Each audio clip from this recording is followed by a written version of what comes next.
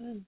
Is anybody else on your side on the call yet, Steve, or is it? No, it's gonna be me. Marie's out, and I think Mike is out also. So it's I'm the lonesome dove. That's the reason why I want to make sure we get this recorded because. Yeah, that's kind of what I figured. So, yeah, we'll make sure we get that over to you right away so that way you can pass it to them and they can catch up.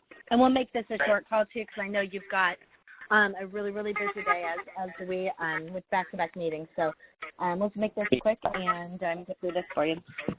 Okay, that sounds fine. Thank you for that. So the first thing I want to ask about and talk about is the assignment of products to the proper associations with brands, categories, and subcategories. Mm-hmm. We have the menu system, which is still receiving a couple of little tweaks here and there, but for the most part, the function is in place that it shows you what it looks like, that as we mouse over products, we see the main industries or brand that everything is assigned to. Underneath of these, if you have categories, we see categories underneath of those. And if we have subcategories, subcategories. Mm-hmm. We can go all the way from... Say again, Chief? I said, well, that's good, yes. And so we can see the path all the way down from converting as an industry, down to blades and blade holders as a category, down to blade holders subcategory, and then we have our product, the Murillo Tata blade holders here on the page.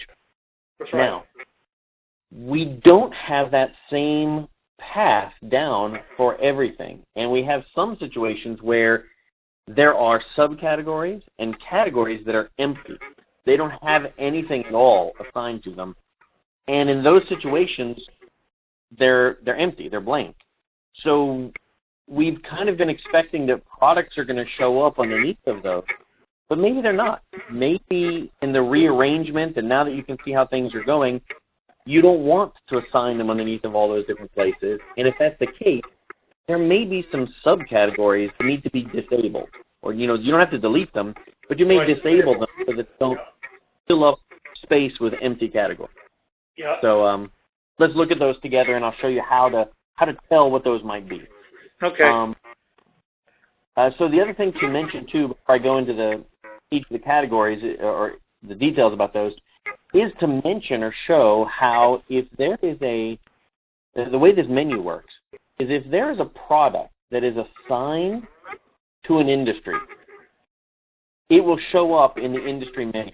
So here we're seeing roll coverings, and the bullet point kind of lets you know this is a product detail versus a category. We can see here under converting, we have a bunch of categories, but then we have 3 products that are assigned to the industry of converting, and these 3 don't have any subcategories. So in other words, if you see Batson knives circular, you know that it's not also somewhere in a subcategory underneath it. Does that make sense? Well, let me ask you the question. If they actually click on the knives, the circular knives, will they be directed to a product? They go directly to that product. That's correct. Okay. So in those particular cases, I guess one of the things is that in some instances, that might very well be the way it's laid out, that it won't go any further. Correct. And we'll say, and then there won't be anything past that. That sounds correct. That's perfectly good. Okay. The only special note I make here is that if you see a product at this level, it's because it's underneath of the industry of converting. Right. Similarly, if I go to blades and blade holders, Batson slitter blade is assigned to blades and blade holders. It is not assigned to any of the subs underneath of here. So if you do happen to assign things to multiple subcategories and categories, then we're not going to show it in multiple places. If it appears below, go ahead and show it below. If it doesn't appear anywhere below, we'll show it at the highest level that it makes sense. Okay, well then let me add. Well, let's talk about the biggest variable, and that is roll covering. Yeah. When you go back into the industry, you're at roll covering, and then you've got the product showing right away. Right. You've got a couple others. I'm sorry, you've got a couple others. If you go down and take a look at them and say, like, textiles, knitting, I think is one where we're going to find roll covering. Oh, there's roll coverings all over. See it right there. What I'm looking for is, well, let me say it this way. There are two different ways that we can look at this. And if you're looking for the roll covering to be there, I would expect that the drop down would show the full expanse of the roll covering options that we have available.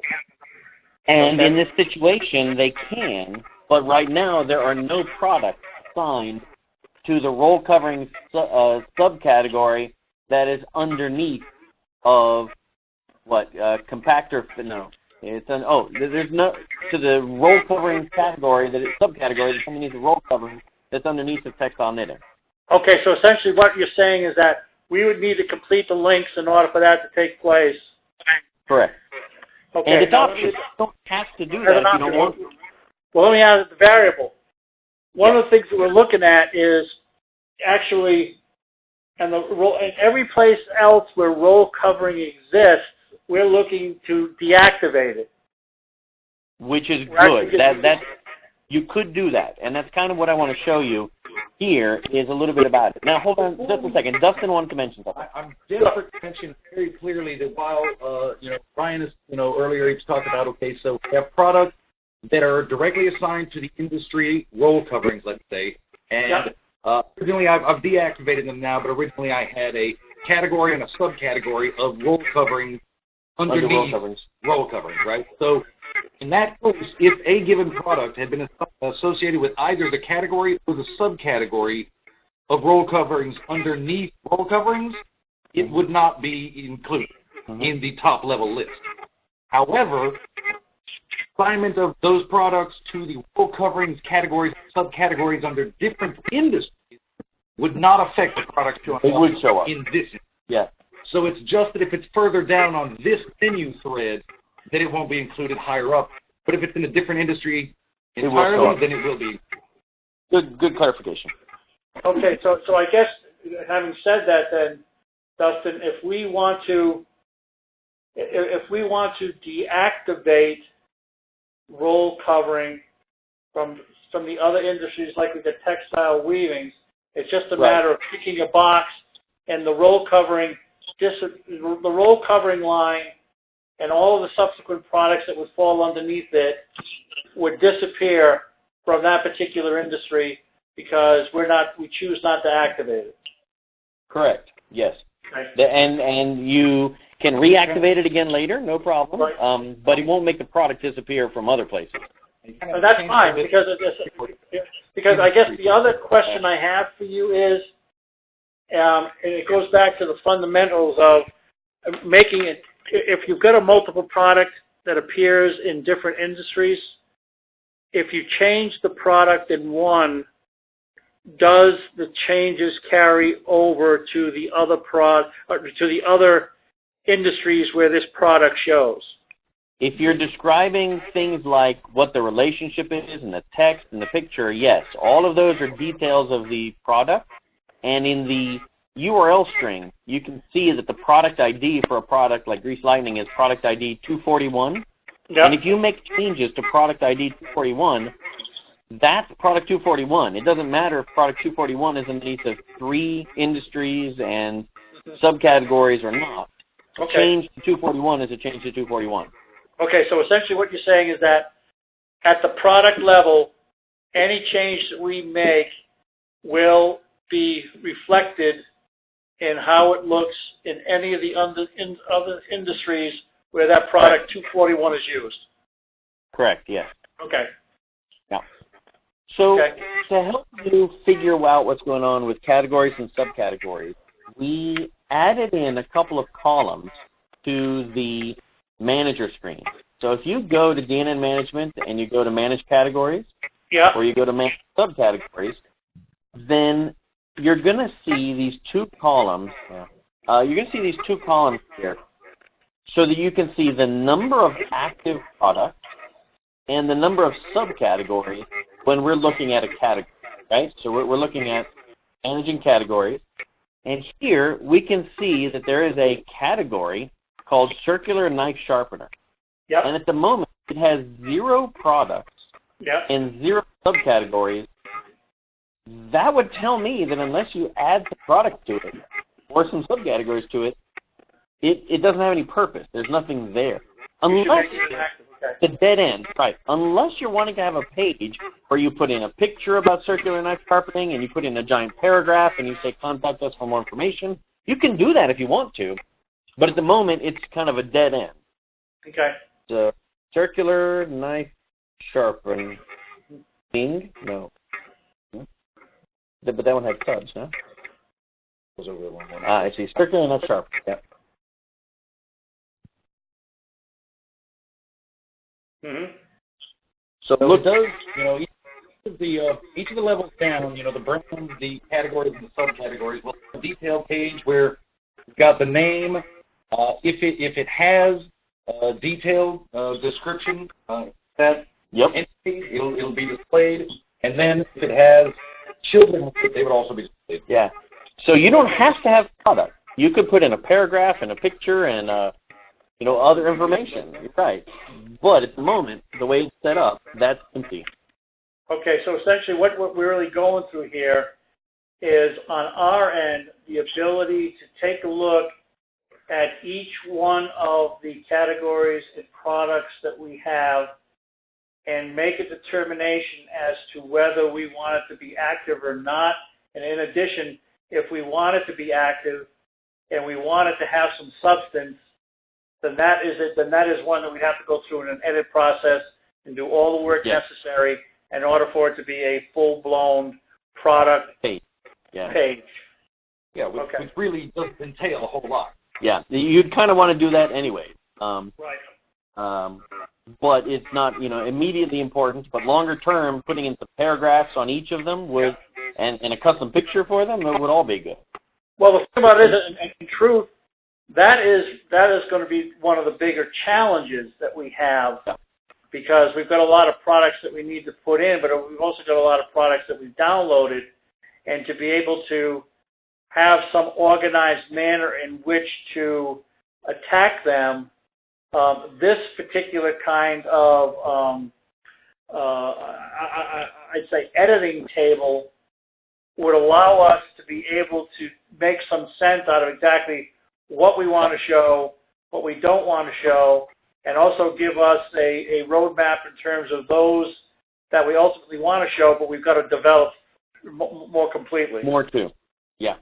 So let me walk through like 2 or 3 things about this and the subcategory, and then we're going to head back over to the second thing I want to talk about or ask about today. Okay. So, here on this screen, you don't have to go to each individual product and edit the product to get them to be associated with a category. If you want, you can do it right from here. So you can come into converting in blade holders, for instance, and you can say edit. Yeah. This currently has 2 products active with it.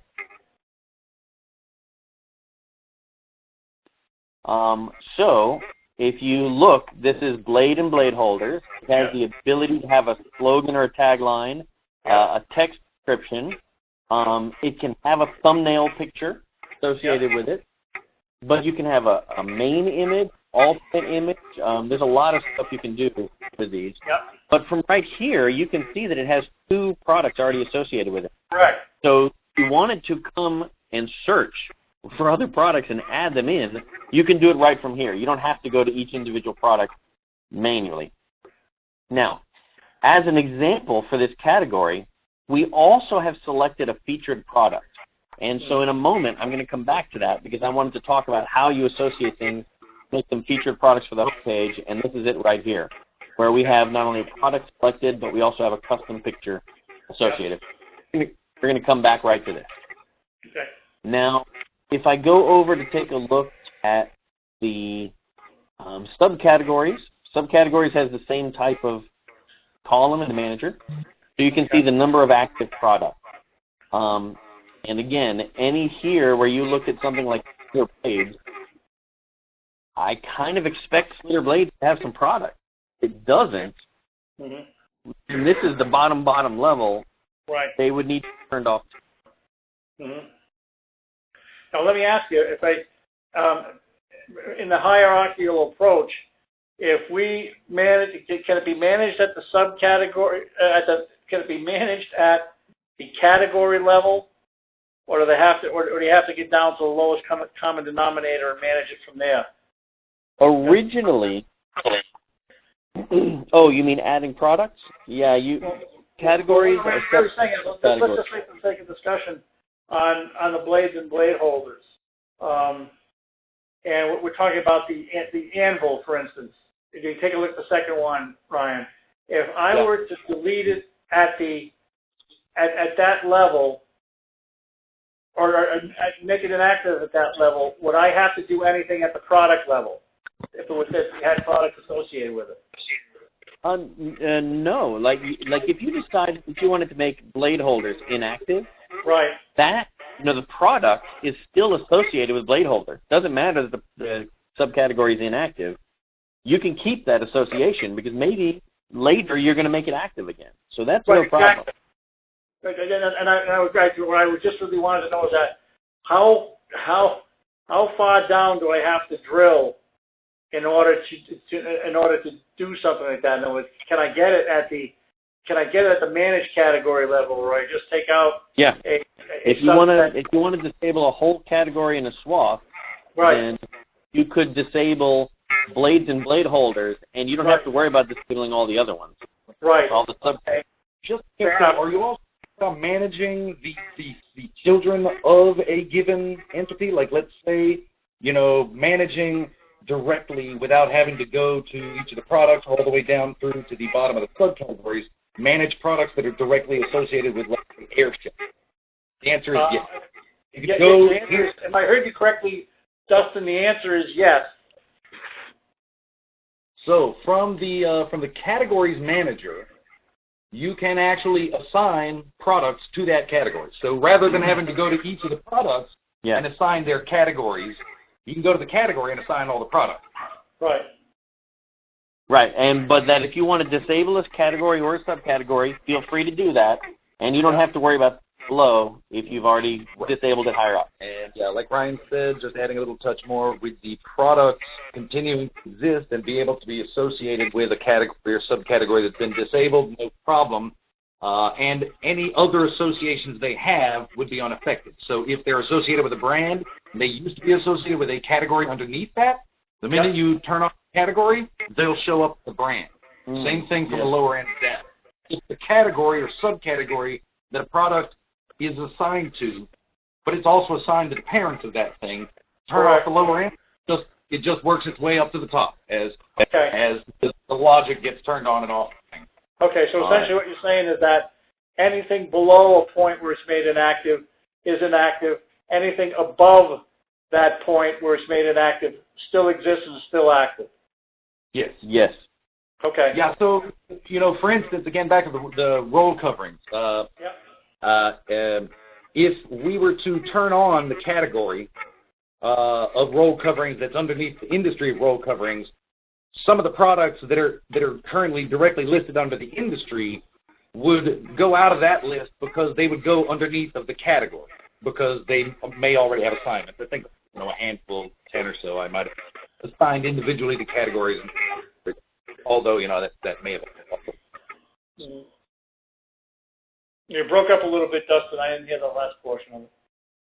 Well, I was saying that, in testing data, I had some of the roll coverings assigned the children of the roll coverings industry.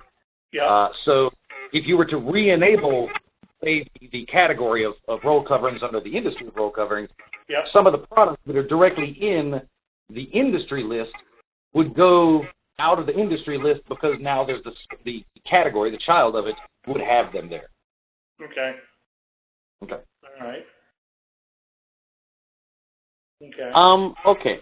So, switching topics, but still staying related, I'm looking at the homepage. Yep.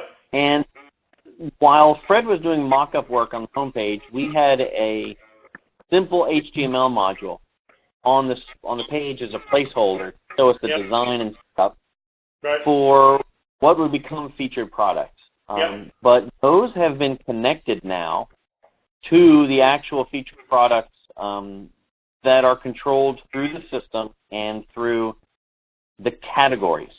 And so I want to show you how this works. Yeah, I saw that last night, Ryan, and I like that a lot. Yep. So here's this story with it. And keeping the one below, I'm going to give you some examples back and forth between them. Okay.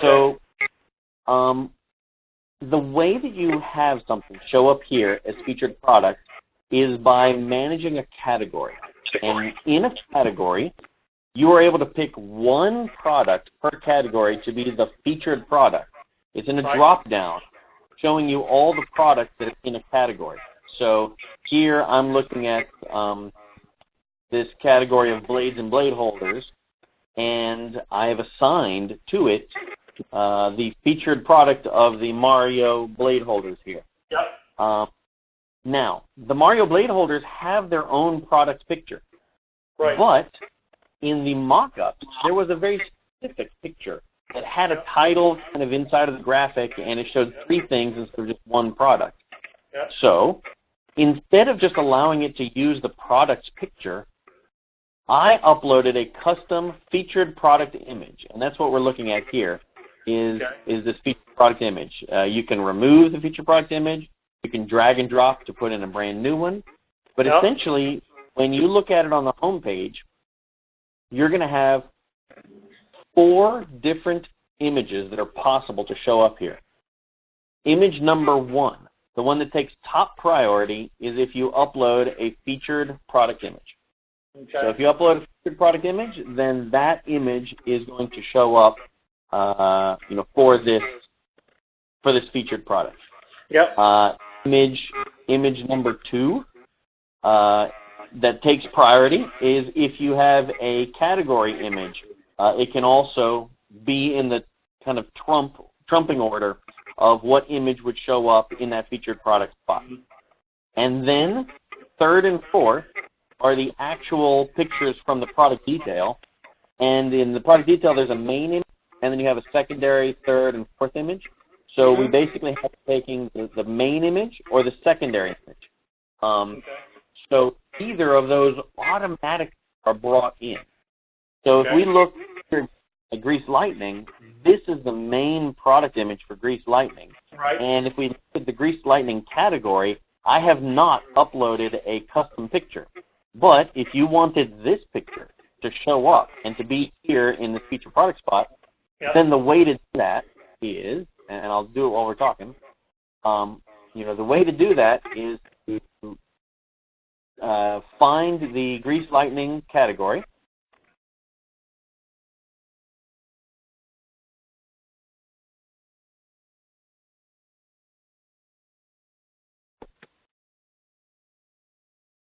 Come on.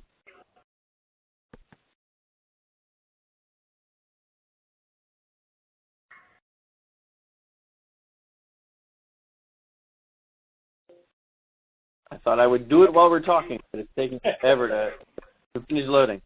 Okay, Grease Lightning. So I'm going to go to the Grease Lightning category. Yeah. And I'm going to upload that picture as a featured product picture. Okay. Because right now we already have it selected as a featured product. Otherwise, it wouldn't show up in that list. Mm-hmm. All right. So we have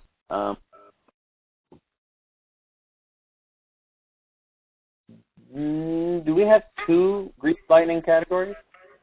Yeah, you probably would, because early on, I think that you put something together for us. I think maybe it may have been you, Becky, that put something together for us just so that we could sort of like take a look at what it would look like. So I'm not sure exactly how many different ones may be in there, but I can guarantee it looks like there's probably at least 2. Yeah, let me go back and find the right one, because we have one already assigned, and I want to put it in as that one's picture.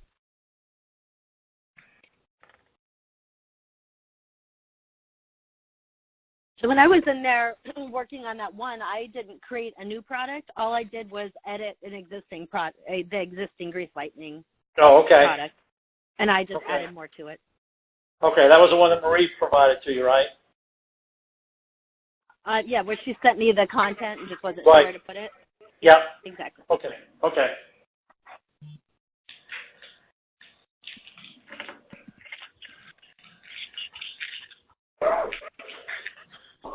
Well, I tell you what, I'm going to go ahead and put it in, and I'm going to drop in the other picture, and we're just going to show how that works, and we'll probably be adding a second Grease Lightning here. Okay. So that picture got uploaded, and now we update. Yep.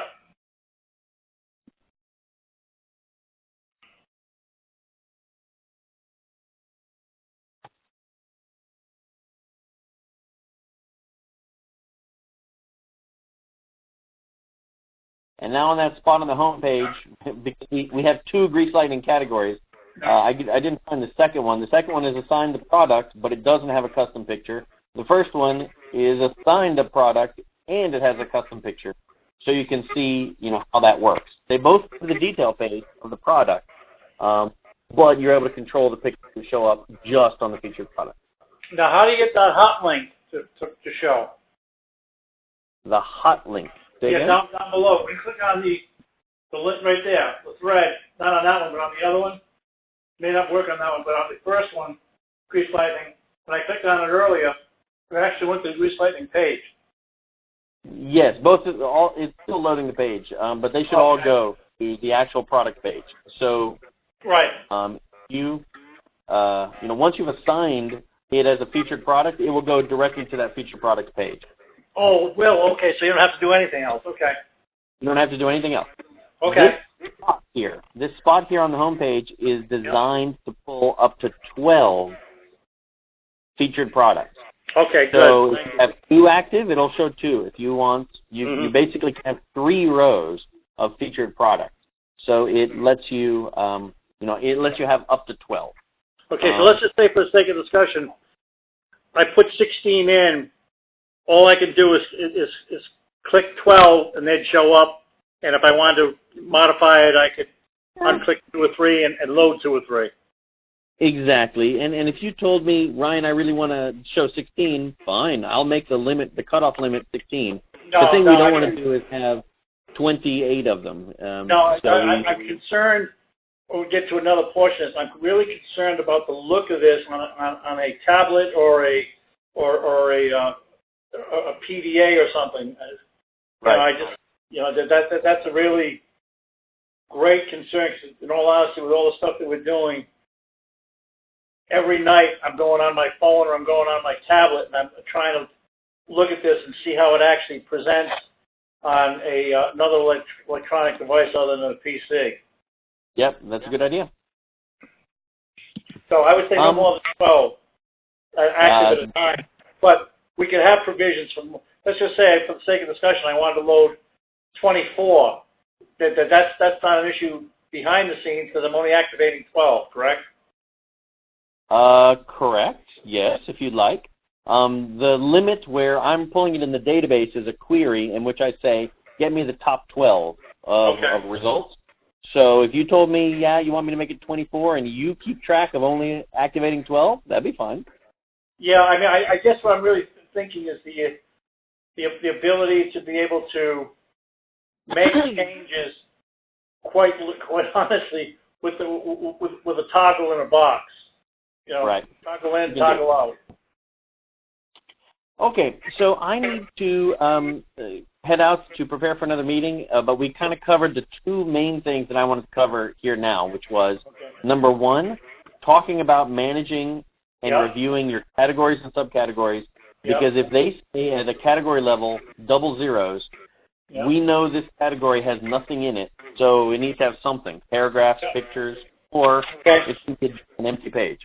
And same thing with subcategories. If it has no products to it, we know that it's also a dead end page with no information in it. So that was thing number 1. Thing number 2 is our feature product. And both of those we can use for templates for our activity levels in terms of determining which ones we want, which ones we don't want, and then ultimately deciding which ones need to be filled in because we want them to be active. Correct. And I encourage you to not delete anything. Just make things we won't, inactive. I promise you.